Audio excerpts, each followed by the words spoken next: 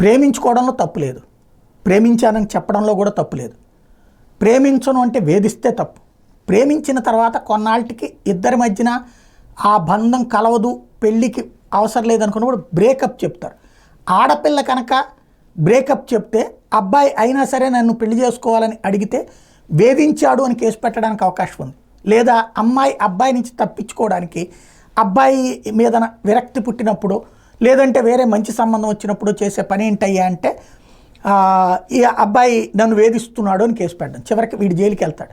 అదే అమ్మాయి కనుక ప్రేమించారని చెప్పి అమ్మాయిని కనుక అంటే అమ్మాయిని అబ్బాయి ప్రేమించారని చెప్పాడు, ఈ అబ్బాయి కనుక ప్రేమించలేదు, మన ప్రేమ ఎక్కడితో బ్రేకప్ చేద్దాము అనుకుంటే కనుక అది కూడా అబ్బాయికే క్రైమ్.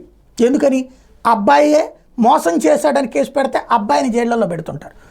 అలాగే ఇలాంటి ప్రేమ సందర్భంలో ముందు ప్రేమించుకుని ఆ తర్వాత వద్దు అనుకున్నప్పుడు రెండు చోట్ల కూడా ముళ్ళెళ్ళి అరిటాకు మీద పడ్డా, అరిటాకు వెళ్ళి ముళ్ళు మీద పడ్డా అన్న సామెతలాగా మగాడే శిక్ష అనుభవిస్తున్నాడు.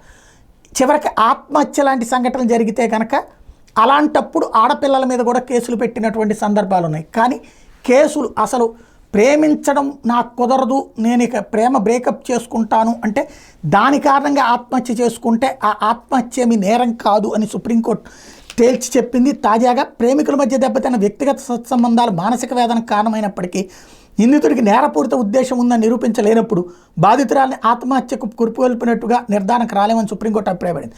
ఓ యువతుని మోసగించి ఆత్మహత్య కుసుకొల్పాడనే నేరారోపణపై కమరుద్దీన్ దస్తగిరి అనే వ్యక్తి కర్ణాటక హైకోర్టు విధించిన 5 ఏళ్ల జైలు శిక్షను రద్దు చేస్తూ జస్టిస్ పంకజ్ మిత్తల్, జస్టిస్ ఉజ్వల్ భుయాన్ల ధర్మాసనం శుక్రవారం తీర్పును వెలువరించింది. 21 ఏళ్ల యువతి కమరుద్దీన్ మధ్య 8 ఏళ్ల పాటు ప్రేమ వ్యవహారం నడిచింది. వివాహం చేసుకుంటానని కమరుద్దీన్ మాట తప్పడంతో 2007 ఆగస్టులో యువతి ఆత్మహత్యకు పాల్పడింది. నిందితుడి మీద మోసం, ఆత్మహత్యకు పురికొల్పడం, అత్యాచారం నేరారోపణలతో అభియోగాలు నమోదైంది. వీటన్నింటినీ కొట్టేసిన ట్రయల్ కోర్టు అతను నిర్దోషిగా పేర్కొంది. అయితే రాష్ట్ర ప్రభుత్వం అప్పీల్ చేయడంతో కేసును విచారించిన కర్ణాటక హైకోర్టు కమరుద్దీన్కి 5 ఏళ్ల జైలు శిక్షతో పాటు 25,000 జరిమానా విధించింది. దీని మీద అతను సుప్రీంకోర్టు ఆశ్రయిస్తే కేసును విచారించిన ధర్మాసనం శిక్షను రద్దు చేస్తూ తీర్పు ఇచ్చింది. ఏమంది అంటే ప్రేమించుకున్నారు, వద్దనుకున్నంత మాత్రాన అమ్మాయి ఆత్మహత్య చేసుకుంటే అతను తప్పు కాదు కదా అని తీర్పిచ్చింది.